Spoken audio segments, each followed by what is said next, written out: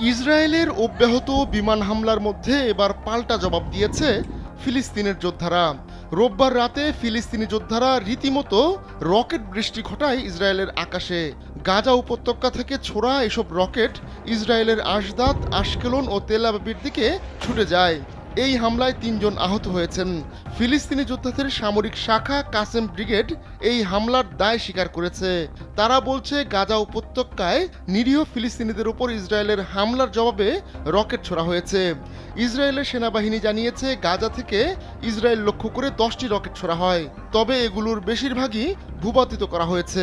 Jamuna electronics ঈদে double খুশি offer season 3, যে কোনো পণ্য কিনলেই পাচ্ছেন নিশ্চিত ঈদ উপহার। ইসরায়েলি গণমাধ্যম জানাচ্ছে আশকেলন ও গান ইয়াভনি শহরে রকেটের ধ্বংসাবশেষ পড়ে থাকতে দেখা গেছে।